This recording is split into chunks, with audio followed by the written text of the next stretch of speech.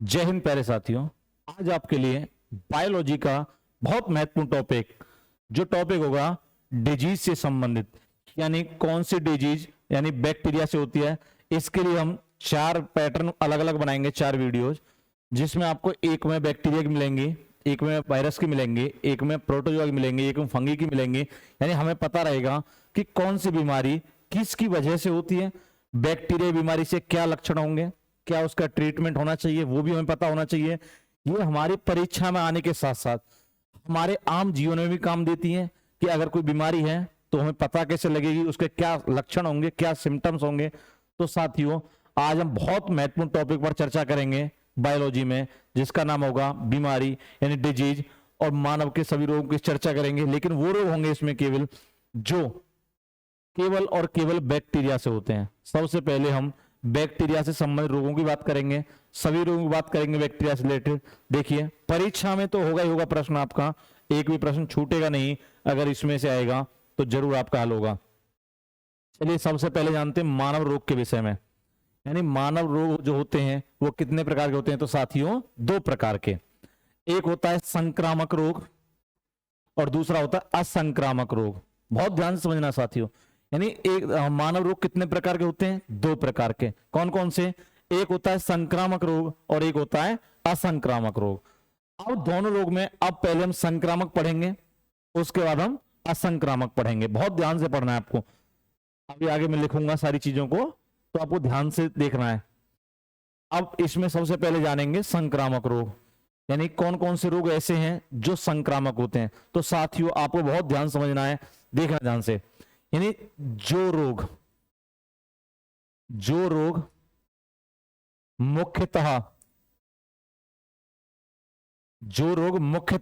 बहुत ध्यान समझना, जीवाणु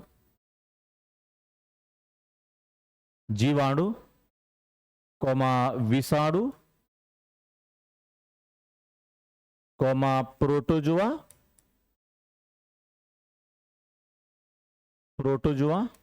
कौमा कवक के उत्पन्न होने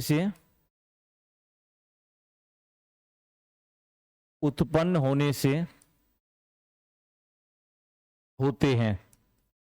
मैं भी और आम भाषा में समझाऊंगा। उन्हें कैसा रोग कहेंगे साथियों? तो आंसर होगा संक्रामक रोग। या फिर मैं आपको समझाऊंगा, जो रोग यानी जितने भी रोग ऐसे होते हैं जो हमारा खाना पीना खाने की वजह से हो जाते हैं, या किसी के संपर्क में, वायु प्रदूषण में हम संपर्क में किसी के आ जाते हैं, तो उससे जो रोग होते हैं वो भी कौन से होते हैं? संक्रामक रोग। इस इमेज में ध्यान से देखना, यानी जो रोग संपर्क में आने से, देखना ये इसमें दिखाया गया, 2 व्यक्तियों एक साथ दिखाया गया है। यानी अगर वाटर पे पॉल्यूशन है, उसके संपर्क में आते तब भी आपको कोई ना कोई डिजीज होगी। वो डिजीज किस प्रकार की होगी? तो आंसर होगा संक्रामक। साथियों, इस बात को ध्यान रखना है, जो डिजीज संपर्क में आने से हो रही है वो कौन सी डिजीज होगी? तो आंसर होगा संक्रामक।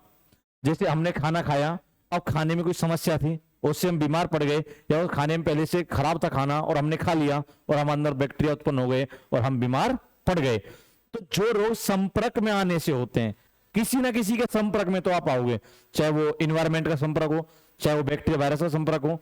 यानी जो रोग संपर्क में आने से होते हैं भाई, उसे क्या कहेंगे? संक्रामक रोग। मेरे भाई ध्यान से इस बात को, यानी जो रोग संपर्क में आने से होंगे वो कौन से होंगे?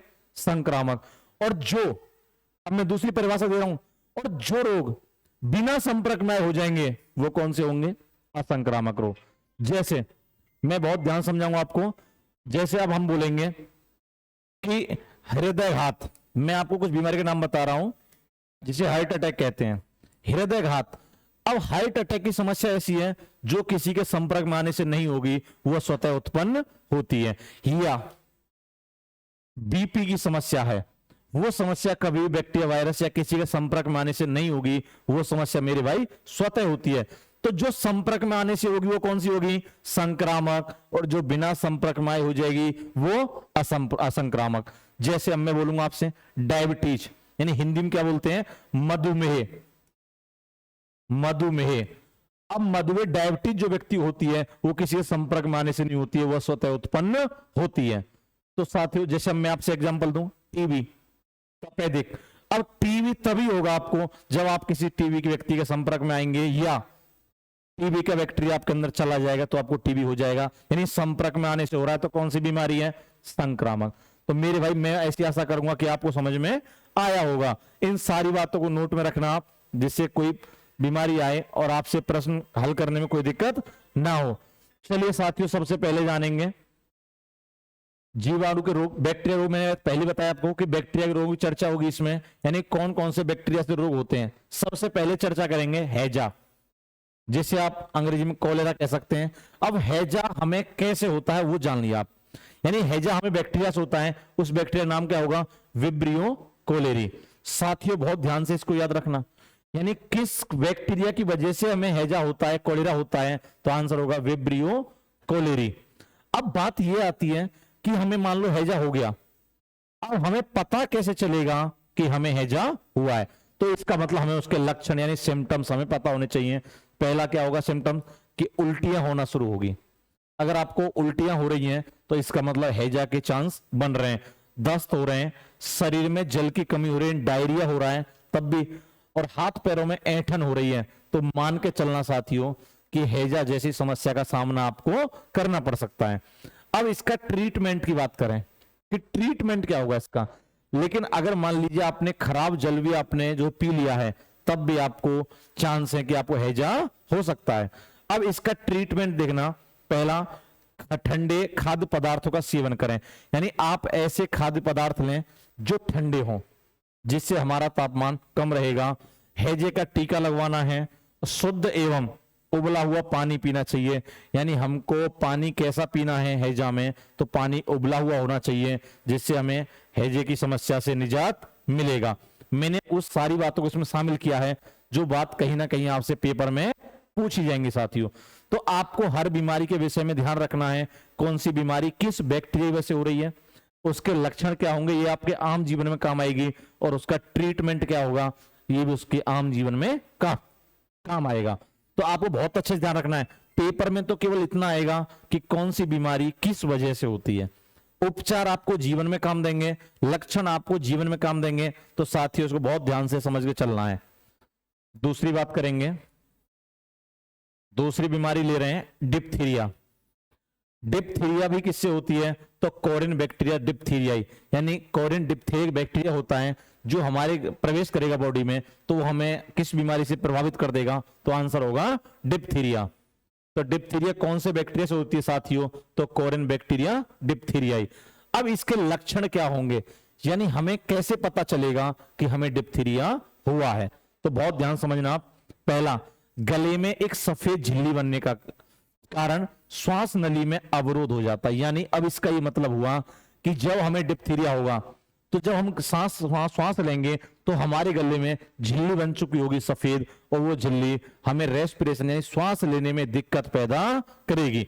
अगर हमारे श्वास लेने में गले में दिक्कत हो रही है और झिल्ली का हमें प्रभाव लग रहा है कि झिल्ली बन चुकी है, कोई कुछ तो गले में गड़बड़ है, तो इसका मतलब हमें कौन सी बीमारी से प्रभावित हो गए, डिप्थीरिया। चलिए, तीव्र ज्वर यानी बुखार तेज रहेगा, हृदय व मस्तिष्क के ऊतकों का क्षतिग्रस्त होना, यानी उस समय आपको जो डिप्थीरिया होगा तो हृदय और जो है मस्तिष्क यानी ब्रेन में जितने टिश्यू होंगे वो टिश्यू धीरे धीरे डेथ होते चले जाएंगे, यानी मरते हुए चले जाएंगे। बात करते ट्रीटमेंट की, यानी अगर हमें डिप्थीरिया हो गया है तो साथियों हमें उसके लिए कौन सा ट्रीटमेंट लेना चाहिए। तो पहला, बच्चों के लिए एक टीका आता है, एक वैक्सीन आता है जिसका नाम है डीपीटी। ये 3 चीजों में यूज होता है, डिप्थीरिया, एक तुम्हारा काली खांसी और एक टिटनेस, तीनों में एक ही वैक्सीन लगता है। पूछा जाता है आपसे कि डीपीटी का पूरा नाम क्या है, तो डी से होगा डिप्थीरिया, पी से होगा पर्टुसिस और टी से होगा टिटनेस। तीनों बीमारी में एक ही टीका लगता है, इसलिए शॉर्ट में इसका नाम क्या कर दिया साथियों, डीपीटी। चलिए साथियों अगला देखते हैं इसके विषय में।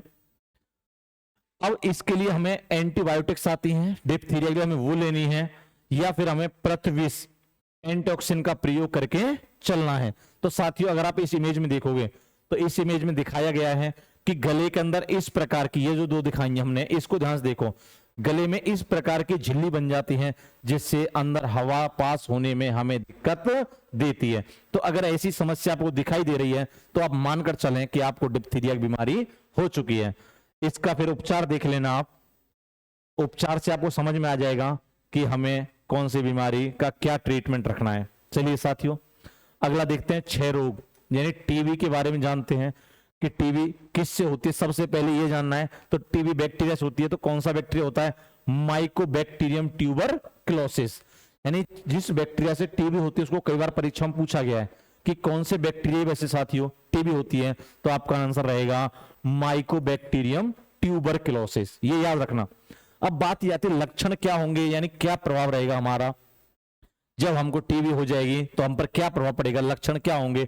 तो साथियों, ज्वर यानी आपको बुखार रहेगा परमानेंट, खांसी रहेगी आपको, बलगम के साथ आपको रक्त आएगा, यानी जो कफ आएगा हमारा निकल के बाहर, उस कफ में देखने को मिलेगा कि उसमें ब्लड भी साथ में आ रहा है। अत्यधिक कमजोरी रहेगी टीबी में आपको। इसके अनेक प्रकार हैं, इसे आंत्र क्षय, मस्तिष्क क्षय और अस्थि क्षय भी कहा जाता है, इसको और ध्यान रखना। यानी जब कभी आपको टीबी हो जाती है तो आपकी आंतों में क्षय होने लग जाएगा, आंतों में, और मस्तिष्क में क्षय होने लग जाएगा, दिक्कत होने लग जाएगी, और अस्थियों बोन्स में भी आपको दिक्कत होने लग जाएगी। अब इसका साथियों ट्रीटमेंट की बात करें कि अगर मान लीजिए टीबी हो जाती है किसी व्यक्ति को, तो इसका ट्रीटमेंट क्या हो सकता है। तो सबसे पहले बात करेंगे बच्चों के लिए एक बैसिलस क्लेमेटिक ग्यूरिन, यानी एक वैक्सीन आती है जिसका नाम है BCG। तो साथियों, अगर किसी बच्चे को टीबी की समस्या होती है, या जो नवजात शिशु होता है, जो बच्चा पैदा होता है, तो तुरंत से उसको किसका टीका लगा दिया जाता है, BCG का, जिससे कि उसको ये समस्या पैदा ना हो। वयस्क रोगियों को डॉट्स प्रणाली के माध्यम से औषधियों का प्रयोग करना चाहिए। तो साथियों, आपको लक्षण देख लीजिए, यहां व्यक्ति दिखाए गए, एक व्यक्ति ये है और एक व्यक्ति ये है। तो अब देखिए साथियों, इसके लंग्स आप देखिए और इसके लंग्स आप देखिए। इसके लंग्स में आपको कुछ नहीं दिख रहा है, लेकिन इस व्यक्ति के लंग्स में आपको जगह जगह डॉट्स दिखाई दे रहे हैं। तो ये किसके बैक्टीरिया हैं साथियों, तो आंसर होगा साथियों बैक्टीरिया हैं किसके, टीबी के। अब जैसे व्यक्ति खांसेगा तो यही बैक्टीरिया किसी दूसरे व्यक्ति में चले जाएंगे, तो उस व्यक्ति में एक ऐसे प्रवेश करेंगे और इस व्यक्ति के लंग्स को भी ये प्रभावित कर देंगे। तो साथियों, आपको इस बात का ध्यान रखना है कि जो व्यक्ति टीबी से प्रभावित है उसके संपर्क में आपको नहीं आना है। अगर वायु के द्वारा आपके अंदर उसके बैक्टीरिया चले गए तो आप भी कौन सी बीमारी से प्रभावित हो जाओ साथियों, तो आंसर होगा टीबी। तो साथियों, आपको ध्यान रखना है इस बात का कि अगर कोई टीबी प्रभावित व्यक्ति है तो थोड़ा सा उसके बच के रहना है। चलिए अगला बीमारी देखते हैं। अगला बीमारी है कुष्ठ रोग, यानी अगर अंग्रेजी में बात करोगे तो उसे कहते हैं लेप्रोसी। तो कुष्ठ रोग के विषय में जानते हैं, यानी कुष्ठ रोग किससे होने वाली समस्या है या किससे होने वाली बीमारी है, तो साथियों आंसर रहेगा बैक्टीरिया। अब इसके लक्षण क्या होंगे, यानी हमें कैसे पता चलेगा कि हमको लेप्रोसी हुई है या नहीं हुई है, तो देखते हैं साथियों। यानी शरीर पर चकत्ते पड़ना, यानी अगर शरीर पर लाल लाल चकत्ते बनते जा रहे हैं, या एड़ी व घुटनों पर ऊतकों का क्षरण होना। अगर एड़ी और घुटने, जैसे एड़ियां फटती हैं उस हिसाब से फटने का एड़ियां झड़ना शुरू हो जाएं, या घुटने झड़ना शुरू हो जाए सूखने के बाद, या वहां पर संवेदनशीलता समाप्त हो जाए, तो हम मान के चलेंगे कि हमें कौन सी बीमारी लग चुकी है, तो आंसर होगा कुष्ठ रोग। इसे कोढ़ भी कहते हैं आम भाषा में कि कोढ़ हो गए, तो समझ जाना कोढ़ हो गए इसका मतलब कौन सा रोग हो गया है, कुष्ठ रोग। अब बात करेंगे कुष्ठ रोग होता कैसे साथियों। इस इमेज में देखिए आप, इस इमेज में पहले लाल लाल चकत्ते बने हाथों पर, अब लाल लाल चकत्ते ये खुरंट की तरह आपका छूटते जा रहे हैं, तो इसका मतलब कौन सी बीमारी लग गई है इस इमेज में, तो आंसर होगा लेप्रोसी। बहुत ध्यान से रहना है आपको। अब इसके लिए ट्रीटमेंट देखें, जल में रोगाणुरोधक यानी एंटीसेप्टिक औषधि मिलाकर आपको स्नान करना है। यानी मान लीजिए आपको लेप्रोसी हो चुकी है, तो फिर इसका ट्रीटमेंट क्या है हमारे पास, तो ट्रीटमेंट इसका बहुत आसान है कि हमें एंटीसेप्टिक का यूज करें, यानी जितना भी हम यूज करेंगे ज्यादा से ज्यादा एंटीसेप्टिक का। हम जैसे मान लीजिए नहा रहे हैं, तो नहाने के समय हमको एंटीसेप्टिक डाल लेना है पानी में, उसके साथ यूज करके चलना है, या फिर डोपसोन या क्लोफा जमीनी या फिर इस फेमबिसिन औषधि का प्रयोग करना है। तो कोशिश करें अगर लेप्रोसी है तो पहले वाले का ज्यादा यूज करना है, यानी एंटीसेप्टिक औषधि मिलाकर आपको स्नान करना चाहिए, जिससे लेप्रोसी बिल्कुल एकदम समाप्त हो जाएगी साथियों। चलिए मेरे भाई अगली समस्या देखते हैं। ये समस्याएं आम जीवन में रहेंगी, यानी आपके पेपर में तो आएंगी आएंगी, लेकिन ये समस्या इसलिए भी इंपॉर्टेंट हो जाती हैं कि आम जीवन में आपको हमेशा काम आएंगी। जब तक इस पृथ्वी पर रहोगे तब तक आपको बीमारियों का सामना करना पड़ेगा। तो हमें ये खुद पता करना है कि बीमारी कौन सी लगी है। अगला बीमारी है टिटनेस। अब इसके टिटनेस के और दो नाम होते हैं, यानी धनुष टंकार, टकार नहीं होता है, टंकार होता है, और धनु स्तंभ। यानी जो टिटनेस होता है हम उसको हिंदी में कहते हैं धनुष टंकार हो गया है। अब ये होता किससे, तो आंसर बैक्टीरिया की बीमारी चल रही है, तो मैं वो सभी बीमारी पढ़ा रहा हूं आपको जो बीमारी किसकी वजह से होती है, बैक्टीरिया की वजह से। तो अब बात करेंगे कि वो कौन सा बैक्टीरिया है जो हमको टिटनेस से प्रभावित करता है, तो आंसर होगा कॉलीस्ट्रीडियम टिटेनी। यानी किस बैक्टीरिया की वजह से हमें जो है टिटनेस होती है, तो आंसर होगा कॉलीस्ट्रीडियम टिटेनी।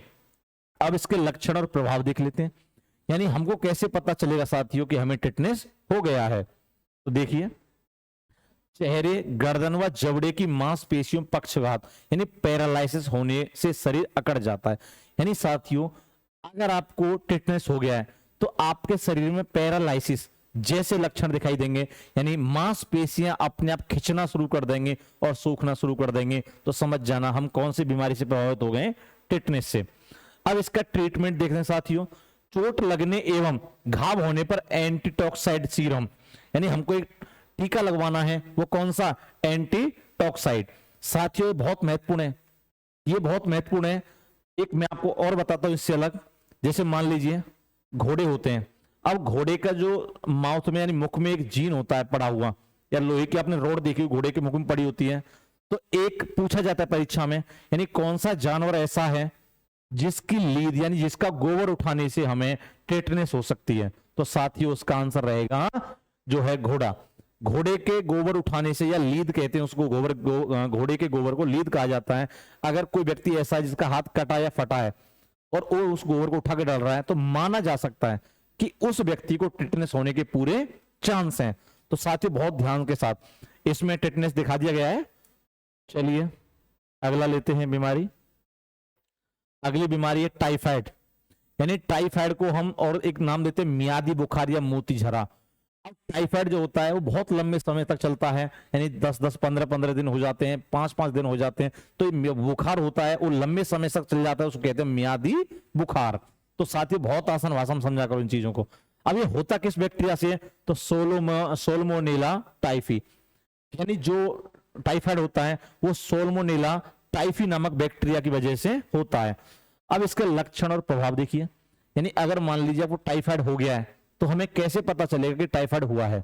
जैसे देखते हैं, तीव्र ज्वर, यानी आपको बुखार जो रहेगा वो तेज रहेगा, सिर में दर्द रहेगा, शरीर पर दाने निकलना शुरू कर देंगे। यानी आपको ये बात ध्यान रखना है, जब आपको टाइफाइड हो जाएगा तो आपके शरीर पर दाने निकलना शुरू कर जाएंगे, तो समझ लें टाइफाइड हो चुका है। या फिर आंतों में अल्सर होना शुरू हो जाएगा। अब बात करते कि इसका उपचार क्या, हमारे पास क्या ट्रीटमेंट है इसका, तो जानते साथियों ट्रीटमेंट, यानी क्लोरोमाइसिटिन वर्ग की प्रतिजैविक औषधियां शिशुओं को टीएबी, टाइफाइड, पैराटाइफाइड ए और तथा पैराटाइफाइड बी के उपचार हेतु टीका लगवाना है। यानी जो बच्चे हैं उनको तो टीएबी का टीका दिया जाएगा, और जो बड़े लोग हैं वो क्लोरोमाइसिटिन वर्ग के एंटीबायोटिक का यूज करेंगे। चलिए साथियों अगला देखते हैं। पेपर के लिए आपको केवल बैक्टीरिया का नाम और कौन सी बीमारी किससे हो रही है ये बस याद रखना है। आम जीवन में आपको लक्षण और उपचार दोनों याद रखने हैं। अगला देखते हैं, काली खांसी यानी वूपिंग कफ कहते हैं इसको, या पर्टुसिस कहते हैं इसको। अब किस बैक्टीरिया से होती है साथियों, तो इसका आंसर होगा बॉर्डिटेला पर्टुसिस। यानी हमें जो काली खांसी होती है, वूपिंग कफ होती है, वो बैक्टीरिया से होती है। तो कौन सा बैक्टीरिया होता है, वो होता है बॉर्डिटेला पर्टुसिस। अब इसके लक्षण क्या है हमारे, यानी हमको कैसे पता चलेगा कि हमको काली खांसी हुई है। पहला देखते हैं, नाक बहना, हल्का बुखार यानी ज्वर रहना, हल्की सर्दी लगना, शिशुओं का सांस लेने में समस्या होना या कष्टदायक खांसी होना, जो खांसी लंबे समय तक चलती है, बहुत देर तक लोग खांसते रहते हैं, तो उसका समझना कि काली खांसी जैसा भी जो है बीमारी हो सकती है। थकान रहना या उल्टी होना, ये लक्षण है किसके, जो है वूपिंग कफ। अब बात करते हैं ट्रीटमेंट क्या है हमारे पास इसका। मैंने पहले बताया था आपको कि डिप्थीरिया, पर्टुसिस और टिटनेस तीनों में हम डीपीटी का टीका लगवा सकते हैं। देखिए शिशुओं के लिए डीपीटी का टीका काली खांसी के लिए प्रतिरोधकता उत्पन्न करता है। तो साथियों जैसे मैं आपके लिए बैक्टीरिया की वीडियो बना रहा हूं, बैक्टीरिया सारी चीजों को एक एक हल कर रहा हूं, ऐसे ही वायरस की करूंगा, ऐसे ही जो है प्रोटोजोइक करूंगा, ऐसे ही आपके लिए फंगी करूंगा। सारी बायोलॉजी क्लास इसी तरह से रखेंगे जिससे हमें समझने में कोई समस्या नहीं आए। इमेज में इसलिए लगाकर चलता हूं कि आपको अगर वो देखेंगे सामने तो पता रहेगा कि ऐसे सिम्टम्स देखने को हमें मिलते हैं। चलिए साथियों जानते हैं, अगली प्रॉब्लम ली हमने न्यूमोनिया, यानी अगला बीमारी निमोनिया लिया है। अब निमोनिया किससे होता है? डिप्लोकोकल न्यूमोनी, यानी कौन सा बैक्टीरिया होता है? डिप्लोकोकल न्यूमोनी। बहुत ध्यान के साथ साथियों चलना है आपको। लक्षण क्या रहेंगे, हमें प्रभाव क्या रहेगा? सिम्टम्स एंड इफेक्ट, तीव्र ज्वर, तेज बुखार रहेगा, सांस लेने में समस्या रहेगी और बलगम आएगा, सीने में दर्द होगा, जुकाम रहेगा और थकान का अनुभव भी हमको होगा। देखते हैं ट्रीटमेंट क्या है। एंटीबायोटिक्स लेनी हमें, प्रतिविषाणु एंटीवायरल लेनी है और प्रतिकवक एंटी फंगल औषधियों का प्रयोग भी हमको करके चलना है। निमोनिया देख लीजिए, यानी इसमें देखो आप, यहां दिख रहा है आपको, ये इनमें बैक्टीरिया दिखाई दे रहे होंगे, देखिए ध्यान से, इन लंग्स में दिख रहा है, ये बैक्टीरिया इससे प्रभावित ये हो जाते हैं तो हम मान लेते हैं कि हमको निमोनिया नामक बीमारी हो गई है। चलिए साथियों अगला देखते हैं। आज के लिए साथियों इतने रहेगा, क्योंकि बैक्टीरिया की सारी बीमारियों को मैंने बहुत कम समय में कवर किया है। ऐसे ही मैं जल्दी से वायरस की बीमारी, यानी पूरी बायोलॉजी की आपको चैप्टर बाय चैप्टर में आपको वीडियो उपलब्ध करा दूंगा। साथियों लगातार जुड़े रहिए आप हमारे यूट्यूब चैनल रेटलिंग आईएएस से। चलिए आपका बहुत बहुत धन्यवाद।